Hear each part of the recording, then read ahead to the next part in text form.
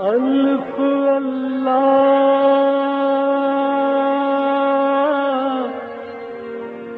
چمبے دی بوٹی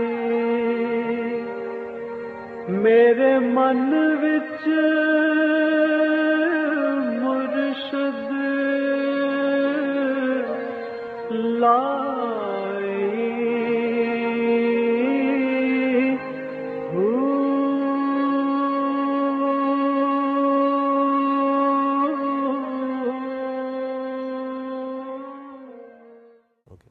بسم اللہ الرحمن الرحیم۔ السلام علیکم، پریام المرشد اور میں ہوں منور عتیق۔ ناظرین محترم، آج کا یہ ہمارا پروگرام انتہائی اہم اور خصوصی پروگرام اس حوالے سے کہ آج ربیع الاول کے حوالے سے دارالعرفان منارہ میں 8واں سالانہ جلسہ منعقد کیا جا رہا ہے۔ وہ عنوان بعثت رحمت عالم صلی اللہ علیہ وآلہ وسلم، اور اس جلسے سے جناب شیخ المکرم حضرت امیر محمد اکرم اوان مجزِ اللہ العالی خطاب فرمائیں گے، اور ہم نے کوشش کی ہے کہ اپنے اس پروگرام کے ذریعے آپ تک یہ خطاب پہنچایا جائے۔ آئیے ملاحظہ کیجئے حضرت جی کا خطاب۔ معزز مہمانان گرامی، حاضرین محفل، حضرات و خواتین، السلام علیکم ورحمۃ اللہ وبرکاتہ۔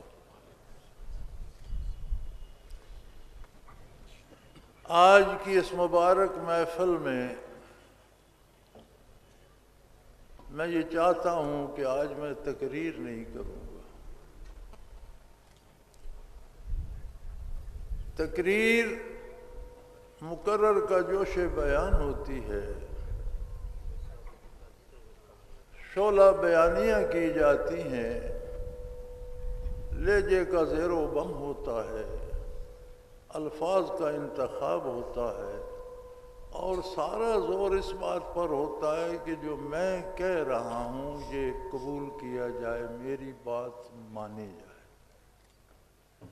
میں نہیں چاہتا کہ جو میں کہتا ہوں وہ آپ مان لینے۔ آج ہم باتیں کریں گے۔ میں یہ چاہتا ہوں کہ ہم آپس میں باتیں کریں، گفتگو کریں، بات ہو۔ بات منوانے کے لیے نہیں ہوتی، بات ہوتی ہے سمجھنے سمجھانے کے لیے۔ شاید آپ مجھے سمجھا سکیں، ہو سکتا ہے اللہ توفیق دے کوئی بات میں آپ کو سمجھا سکوں۔ تو ہم آپ روبرو ہیں، ماہ مبارک ہے، ربیع الاول ہے،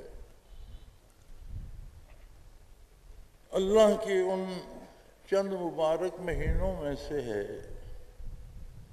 جنہیں ہر مسلمان بڑی عقیدت، بڑے احترام، بڑے ادب، بڑے پیار، بڑے محبت سے دیکھتا ہے۔ یہ وہ بارگاہ ہے جس کے طریقے، سلیقے، آداب رب العالمین نے سکھائے۔ ہوا یہ کہ حضور اکرم صلی اللہ علیہ وسلم حجرہ مبارک میں جلوہ افروز تھے۔ چند مخلص مسلمان دیہاتی،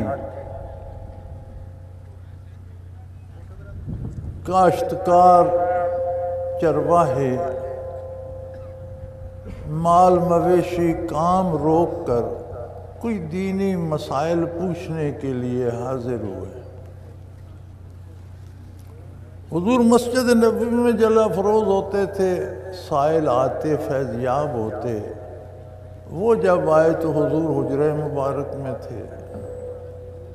اب انہیں جلدی تھی، مویشی چھوڑ کر آئے ہیں، ریوڑ چھوڑ کر آ گئے ہیں۔ انہوں نے جرت کی، حجرہ مبارک کے باہر سے آواز دی، یا رسول اللہ، یا رسول اللہ۔ اللہ کریم کو بات پسند نہیں آئی۔ فرمایا یہ جرت میرے حبیب کو ڈسٹرب کر رہے،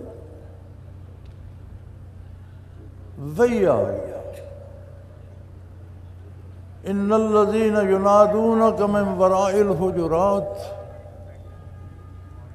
یہ لوگ جو حجرہ مبارک کے باہر سے آپ کو آوازیں دے رہے ہیں، اولئک ھم الجاہلون، یہ جڈ اور گمار ہیں۔ مخلص مسلمان تھے، صحابی تھے، سختی سے منع کیا گیا، کوئی عذاب کی وعید نہیں آئی۔ اگر کوئی غیر مسلم ہوتا تو پتہ نہیں کون سے عذاب کی وعید آتی، روک دیا گیا۔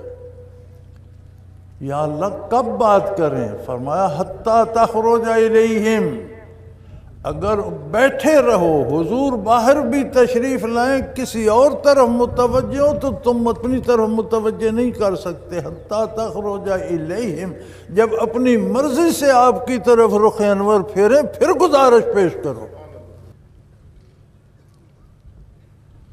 بارگاہ عالی میں جلیل القدر صحابہ بیٹھے ہیں، مہاجرین مکہ بیٹھے ہیں، انصار مدینہ بیٹھے ہیں، غازیان بدر و احد بیٹھے ہیں، باتیں ہوتی ہیں، آواز اونچی بھی ہو جاتی ہے، فوراً وحی الہی آ گئی، لا ترفعوا اصواتکم فوق صوت النبی۔ صحابہ بیٹھے ہیں، وہ لوگ بیٹھے ہیں جنہوں نے دین کے لیے گھر بار خیش قبیلے سب کچھ ترک کر دیا، وہ بیٹھے ہیں جنہوں نے جانیں نچھاور کی، بیٹے قربان کیے۔ فرمایا آواز اونچی نہ ہو،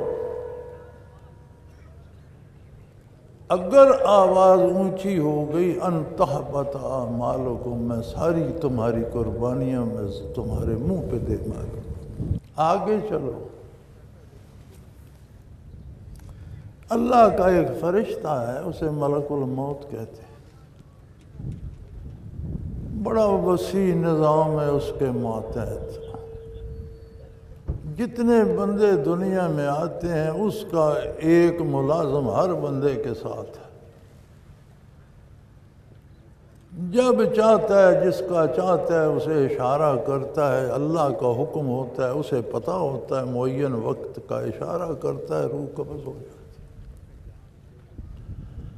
فقیر بھی ہوتے ہیں، امیر بھی ہوتے ہیں، گدھا بھی ہوتے ہیں، بادشاہ بھی ہوتے ہیں، پتہ تب چلتا ہے جب روح لے کے چلتے وقت۔ طبیعت عالی ناساز ہے، اپنی محبوبہ زوجہ محترمہ کی گود میں آرام فرما ہے، دختر نیک اختر تیمارداری کر رہی ہیں، کوئی حجرہ مبارک کے باہر سے آواز دیتا ہے، یا رسول اللہ اندر آنے کی اجازت ہے؟ آپ کی دختر نیک اختر کو بات پسند نہیں آتی، ترشی سے جواب دیتی ہیں کہ حضور کی طبیعت مبارک میں گرانی ہے اور تم اجازتیں طلب کر رہے ہو۔ حضور فرماتے ہیں نہ بیٹا، اس نے کبھی اجازت نہیں مانگی، اس کے تو نمائندے کام کرتے ہیں، یہ تیرے باپ کا دروازہ ہے جہاں یہ خود کھڑا اجازت مانگ رہا۔ بیٹا یہ ملک الموت ہے، اس بارگاہ میں میرے بھائی عشق و محبت بھی آداب کے پابند ہیں، عشق ایک جنون کا نام ہے، جنون پابندیاں نہیں مانتا، لیکن اس بارگاہ میں عشق بھی پابند ادب ہے۔ ہم چاہتے ہیں کہ ہم محبت کریں جیسا ہم چاہتے ہیں، رب چاہتا ہے ایسے محبت کرو جیسے میں چاہتا ہوں۔ ہم اپنی بات منوائیں، اپنے رب کی مانیں۔ ولادت باسعادت پہ ہم برکات کا ذکر کرتے ہیں، معجزات کا ذکر کرتے ہیں، وصال پہ کوئی درود و ارواح کرے گا، اپنی بخشش مانگے گا آپ کے حوالے سے، بعثت کی بات آئے گی تو آپ صلی اللہ علیہ وسلم کے پیغام کی بات ہوتی ہے، اور جب پیغام کی بات آتی ہے تو ہم کنی کترا جاتے ہیں، یہ بات تو صحیح نہیں ہے نا۔ بَعَثَ فِيهِمْ رَسُولًا مِّنْهُمْ، انہی میں سے میں نے ایک اپنے حبیب کو پیدا کیا، ایسا بندہ پیدا فرما دیا جو کائنات میں بے مثل و بے مثال ہے، جس جیسا دوسرا کوئی بندہ میں نے پیدا فرمایا نہیں۔ یا اللہ ایسا کیا کمال ہے؟ فرمایا یتلو علیہم آیاتی، میری باتیں بندوں کو سناتا ہے، بندوں کو مجھ سے ہم کلام کر دیا ہے، کر دیا ہم سخن بندوں کو خدا سے تو۔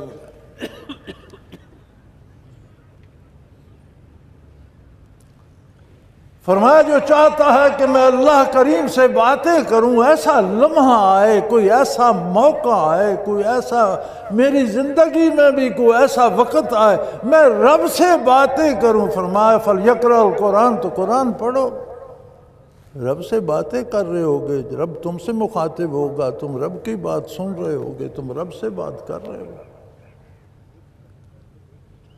بس اللہ سے بات کرا دی۔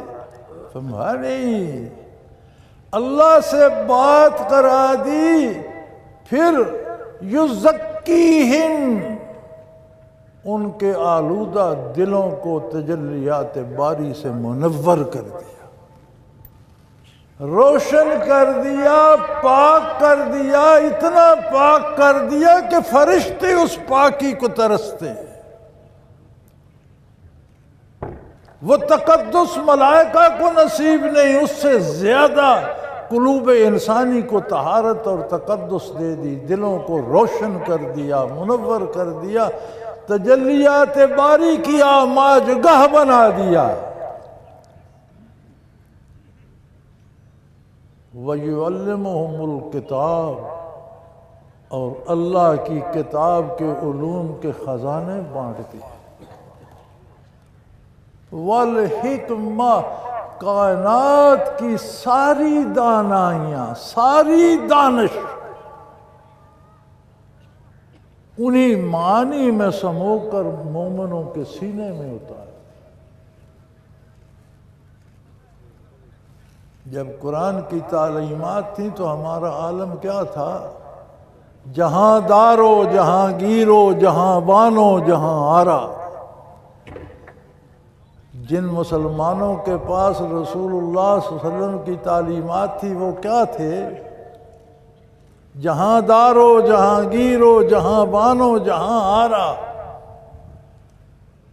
اور آج ہم غلام کیوں ہیں؟ یہ مغرب نے ہماری رگے جوں کاٹ دی، اس تعلیم سے الگ کر کے ہمیں اپنے پیچھے اپنے نظام تعلیم میں سمو دیا۔ وہ ہمیں کیا سکھاتا ہے؟ دنیا کی چیزوں کا غلط استعمال۔ دین اور دنیا میں کیا فرق ہے؟ یہ سمجھتے ہیں دین صرف جی آخرت کا سکھاتا ہے، دنیا کے علم تو باہر ہے۔ ارے نہیں بھائی، دین اسلام کیا ہے؟ دنیا کی ساری چیزوں کو ان کے بنانے والے کے بتائے ہوئے طریقے کے مطابق استعمال کرنا اسلام ہے۔ اسلام سارے دنیاوی علوم سکھاتا ہے،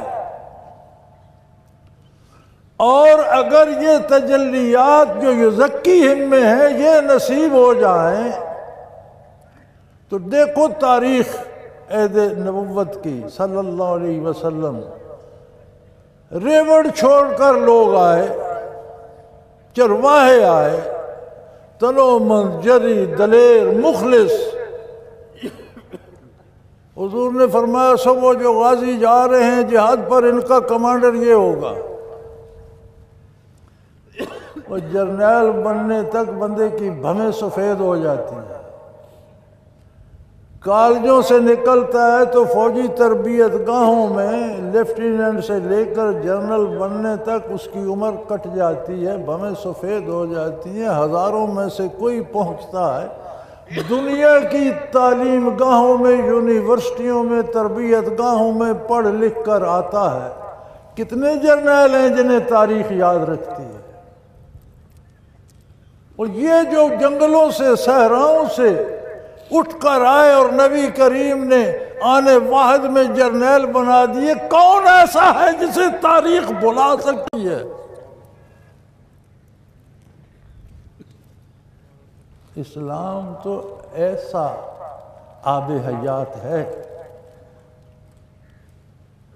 عمر بھر کی یونیورسٹیوں کی، اداروں کی تعلیم، وہ جرأت رندانہ، وہ آب و تاب، وہ چمک دمک، وہ سیاسی شعور، وہ فتوحات کے جذبے، وہ جنگی فلسفے، وہ نشیب و فراز نہ دے سکی جو لمحے بھر کی رفاقت رسول نے عطا کر دی۔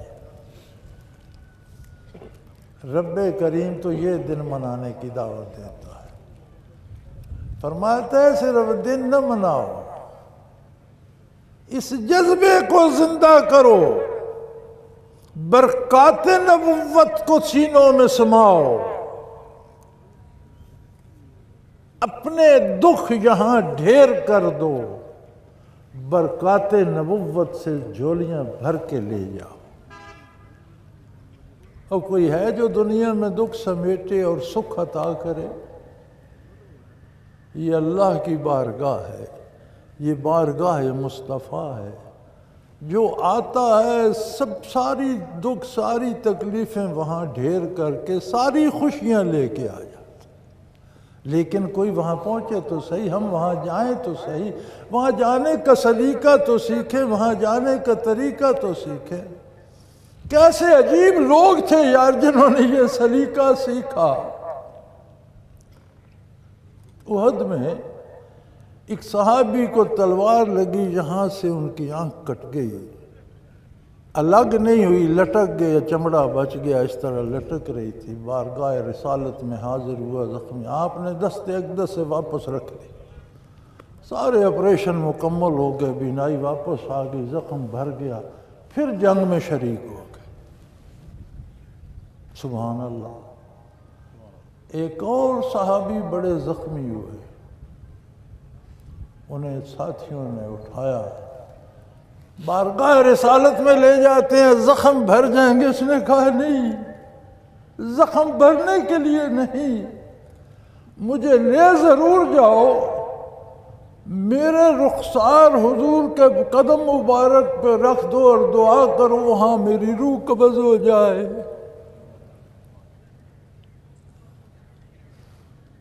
اللہ نے ان کی تمنا پوری کی۔ جہاں وہ حیات بٹ رہی تھی، وہ دنیا کی حیات چھوڑ کر وہاں سے ابدی حیات لے۔ بھائی کیا نہیں ہے وہاں؟ اس دامن میں کیا نہیں ہے؟ اس دامن میں کیا کچھ ہے؟ وہ دامن ہاتھ میں آئے تو ہم ہاتھ کہاں مار رہے ہیں؟ اس دامن میں کوئی ہاتھ تو ڈالے۔ ارے میرے بھائی، بارگاہ بڑی عالی ہے، بڑی نازک ہے، بڑا نازک رشتہ ہے، اور اس بارگاہ کے آداب وہ رب العالمین خود سکھاتا ہے۔ حضور دنیا سے پردہ فرما گئے، روضہ عطر میں جلوہ افروز ہیں۔ عہد ابو بکر صدیق رضی اللہ تعالیٰ عنہ خلافت راشدہ کا دور تھا۔ ام المومنین اسی حجرے میں مقیم تھیں، ایک طرف حضور کا قیام تھا، قبر عطر تھی، ایک طرف اماں رضی اللہ تعالیٰ عنہ مقیم تھیں، سامنے گلی تھی، دوسری طرف ایک گھر تھا۔ اس گھر کی خاتون یا مرد نے دیوار میں کوئی کیل ٹھونکنا چاہی، کوئی چیز لٹکانا ہوگی، کوئی ضرورت ہوگی، ٹھک ٹھک کی آواز آئی، فوراً ام المومنین رضی اللہ تعالی عنہ نے خادمہ دوڑائی اور آپ کا پیغام کیا تھا؟ اسے جا کر کہو لا توزو رسول اللہ صلی اللہ علیہ وسلم، یہ تمہاری کھٹ کھٹ حضور کو ایذا دے رہی ہے۔ وہ ادب جو اللہ نے سکھائے وہ وہی ہے آج روضہ اطہر پر بھی۔ یہ میری گزارش ان سے بھی ہے جو حج عمرے پہ جاتے ہیں، وہ دھکم پیل نہ کریں، اس بارگاہ کے آداب آج بھی وہی ہیں، روضہ اطہر کے وہی آداب قیامت تک وہی رہیں گے۔ دو ہی راستے ہیں دامان رسالت جنت میں، محروم دامن جہنم، اور جہنم بڑی اوکھی جگہ ہے، بڑی تکلیف دہ جگہ ہے، پھر وہاں موت نہیں ہے، جان چھوٹے گی نہیں، ابد الآباد جہنم، دامان رحمت میں ابد الآباد جنت۔ تو یہ تو بڑا احتیاط کا تقاضا کرتی ہے، یہ معاملہ تو بڑا نازک ہے، اور روئے زمین پر واحد یہ بارگاہ ہے جس کے آداب قرآن کریم سکھاتا ہے۔ منافقین نے ایک جسارت کی، عربی کا ایک لفظ تھا رائنا، یہ رعایت سے ہے، جیسے انگریزی میں کہتے ہیں ایکسکیوز می، آپ بات کرتے ہیں اگلے نے نہیں سمجھی، وہ کہتے ہیں ایکسکیوز می، یعنی یہ بات دہرات، مطلب اس کا یہ معنی تو ہے کہ مجھے معاف کریں، لیکن مراد یہ ہوتی ہے کہ یہ بات دہرا دیجیے۔ عربی میں کہتے تھے رائنا، کہ ہم سے رعایت کیجئے، یعنی بات سمجھی نہیں، یہ دوبارہ دہرا دیجیے۔ منافقین یہ پہ زیر پڑھ کے رائنا کہہ دیتے تھے، رائی کہتے ہیں چرواہے کو۔ حضور اکرم کے اوصاف حمیدہ میں یہ بھی ہے کہ آپ نے بکریاں بھی چرائیں، تو وہ طعنہ بن جاتا تھا کہ آپ تو چرواہے ہیں۔ اللہ کریم کو اتنا غضب آیا اس بات پہ، متبادل لفظ دے دیا، فرمایا یہ لفظ لغت سے نکال دو، لا تقولوا رائنا وقولوا انظرنا، رائنا کو عربی لغت سے نکال دو، اس کی جگہ انظرنا کہا کرو۔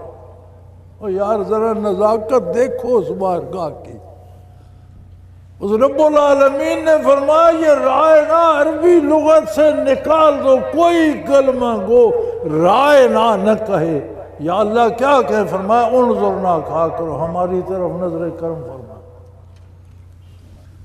وہ بے ادبی تو منافق کرتے تھے، مومن تو فرمایا منافقوں جیسی حرکت مومن کو زیب نہیں دیتی۔ جو لفظ منافق کہتے ہیں وہ مومن کے منہ سے وہ مومن کی لغت میں نہیں ہونا چاہیے۔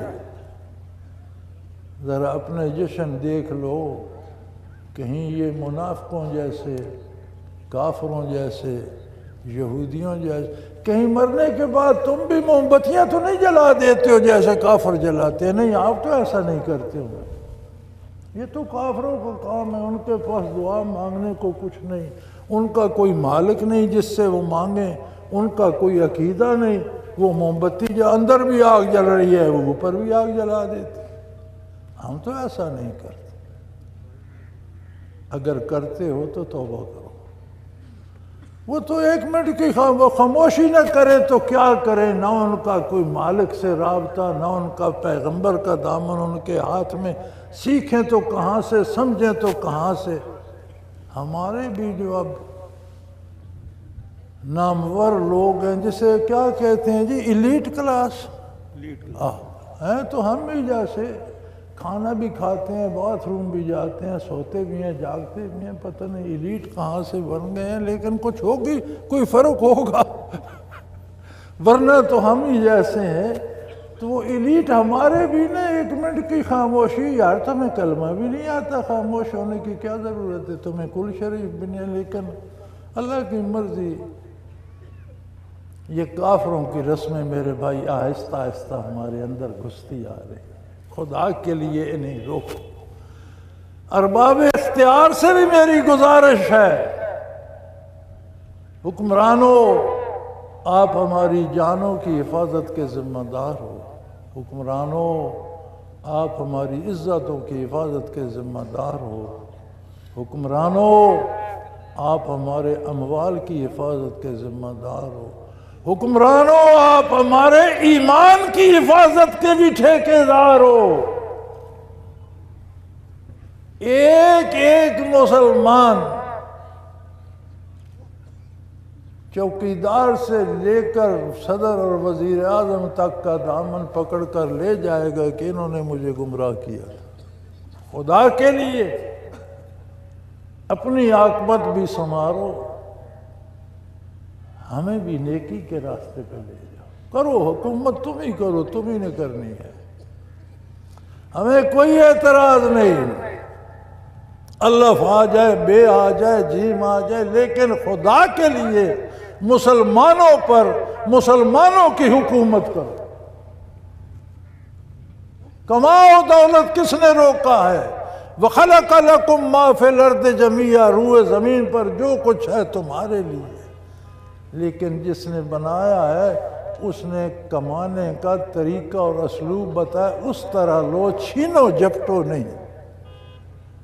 غریبوں کے خون سے، مساکین کی ہڈیوں اور گوشت سے محلات تعمیر نہ کرو، حلال کماؤ، اچھی گاڑیاں رکھو، اچھا کھاؤ، اچھا پہنو، مزدوری کر کے، جائز طریقے سے، تجارت کر کے، ملازمت کر کے، کاروبار کر کے، کاشتکاری کر کے، حلال ذرائع سے حاصل کرو۔ حکمرانوں آپ ذمہ دار ہو،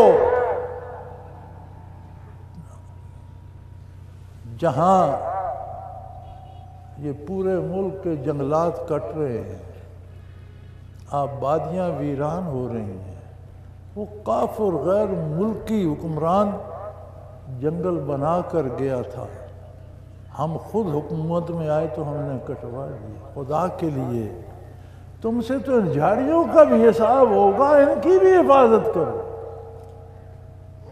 تم سے یہ چشمے بھی پوچھے، کہتے ہو ہندوستان پانی بند کر رہا ہے، ان پہاڑی علاقوں میں بارانی چھوٹے چھوٹے ڈیم بنا دو، پاکستان سے تو پانی سارا سال ختم ہو۔ تھوڑی سی فرصت عیش و عشرت سے، تھوڑی سی فرصت خواب خرگوش سے، کبھی کسی غریب کی جھونپڑی میں بھی جھانک لو، کبھی کسی بھوکے کا حال بھی پوچھ لو، کبھی کسی تن برہنہ کو بھی ڈھانک دو، کبھی کسی کی لٹتی ہوئی عزت بچا لو۔ ایک دن تمہارا دامن تو یہ 25 کروڑ لوگ پکڑیں گے۔ میں بھی تمہاری طرح پھنسا ہوا ہوں، یہ جن کے سر پہ آج میں بیٹھا خطاب، یہ سارے میرا دامن پکڑیں گے اگر میں نے دیانتداری سے رسول اللہ کا پیغام ان تک نہ پہنچایا۔ اگر میں نے دیانتداری سے پہنچا دیا، انہوں نے نہ مانا، تو پھر یہ خود ہاں یہ 25 کروڑ، آپ کہتے ہو 18 کروڑ آبادی، 19 ہے، 20 نہیں، ذرا آبادی شمار کرا کے مردم شماری دیکھو، یہ 25 کروڑ سے بڑھ رہی ہے۔ آپ تو کچی آبادیاں شمار ہی نہیں کرتے۔ آپ کہتے ہو کراچی میں 1.5 کروڑ 2 کروڑ بندہ ہے، وہاں 5 کروڑ سے زیادہ ہے، اگر کچی آبادیاں ساریاں گنو تو گن کے تو دیکھو۔ اور جو بجٹ بنتا ہے 10 بندوں کے لیے، اس گھر میں افراد 25 ہیں، کون کھائے گا؟ کس کا پیٹ بھرے گا؟ کس کا تن ٹپے گا؟ خدا کے لیے ان بندوں کو گنو، اور ان کے وسائل ہی آپ جمع کر رہے ہو، وہ ان کو لوٹا دو۔ کون سا حکمران گھر سے دیتا ہے؟ کون سا حکمران اپنی جائیدادیں بیچ کر دیتا ہے؟ کون سا حاکم جاگیریں بیچ کے دیتا ہے؟ انہی غریبوں سے لیتے ہو، ان غریبوں کو کچھ تو لوٹا۔ وہ یہ تعلیمی ادارے جن کو انگریز نے دین کی روشنی سے محروم کر دیا تھا. آپ کہتے ہیں ہم آزاد ہیں. الحمدللہ ہم آزاد ہیں, ہم بہت زیادہ آزاد ہیں. ہم اس طرح آزاد ہیں جس طرح طوطے کو پنجرے سے نکال کر فال کرنے والے کو دے دیا جائے, وہ اس سے فال نکلواتا رہے. ہم بھی اس طرح آزاد ہیں.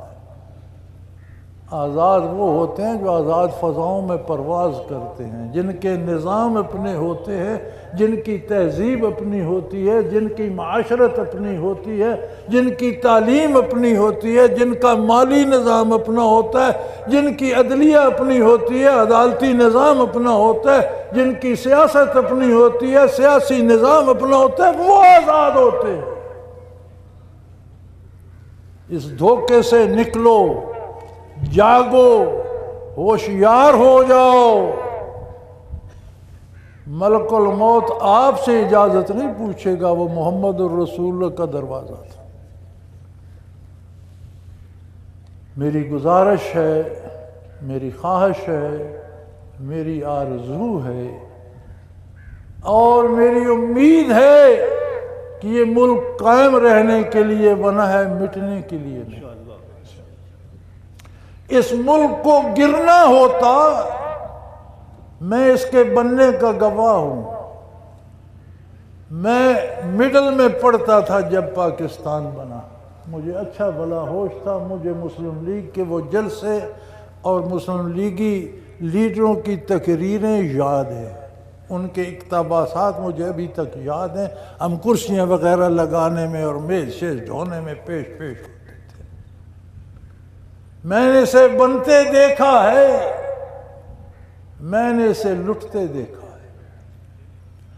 جتنا بے دردی سے اسے لوٹا گیا, اگر اسے مٹنا ہوتا تو یہ کب کا مٹ چکا ہوتا. لیکن جس نے اسے قائم رکھنا ہے, لوٹنے والے لوٹتے ہیں, وہ اسے 2 گنا وسائل اور دے دیتے. ایسے وسائل پیدا کر دیتے ہیں جو کبھی نہ سوچے, نہ دیکھے, نہ سنے. ان پہاڑیوں پر ہماری نسلیں بیت گئیں. ہم گھاس کاٹتے رہے, ہم جھاڑیوں سے گزارا کرتے رہے. یہ دور آیا, اللہ نے اس سے سونے کے خزانے نکال دیے, نمک کی کانیں نکال دی, کوئلے کا. وہ یار یہ سارے لوگ رئیس ہو گئے, جو امیر نہیں ہو سکا مزدوری تو اسے بھی کام نہیں. عجیب نئے نئے وسائل پیدا کر دیے جو نہ کسی کے علم میں. اسے قائم رکھنے والا توڑنے والوں سے تکڑا ہے. یہ قائم رہے گا انشاءاللہ. یہ اسلام کی نشاط ثانیہ کا سبب بنے گا انشاءاللہ. یہاں سے دین کی شمع روئے زمین پر پھیلیں گی. خوش نصیب وہ ہے جو اپنا حصہ اس کی آبادی میں, اس کی روشنی پھیلانے میں ڈال دے. وہ حاکم ہو یا رعیت ہو, وہ افسر ہو یا ماتحت ہو, وہ کاشتکار ہو یا پروفیسر ہو, جو جہاں بھی ہے, جو خلوص سے بارگاہ رسالت پناہی کا پیغام اس تک پہنچائے گا, کوشش کرے گا رائج کرنے کی, وہ اس کی آبادی کا حصہ دار ہے. جو روکنے کا سبب ہے وہ اس ملک کا دشمن ہے, اور اس کا دشمن ناکام ہوگا انشاءاللہ. بگاڑ کچھ نہیں سکے گا. لوگوں, جو چاہو کرو, ذرا دیکھ لو اپنا دامن کس چیز پہ پھیلا رہے ہو. میرا مشورہ یہ ہے, اپنا دامن رحمت للعالمین کی بارگاہ میں پھیلاؤ. اس کے آداب اللہ نے سکھائے ہیں, اس بارگاہ سے خود کو منسلک کرو. اللہ آپ سب کو بامراد کرے. وآخر دعوانا ان الحمدللہ رب العالمین. ناظرین محترم, آپ نے حضرت امیر محمد اکرم اوان مدثر العلی کا یہ روحانی, وجدانی اور انتہائی پر اثر خطاب ملاحظہ فرمایا. اس کے ساتھ ہی ہمارے آج کے پروگرام کا وقت اپنے اختتام کو پہنچ رہا ہے. منور عتیق کو اجازت دیجیے. اللہ حافظ.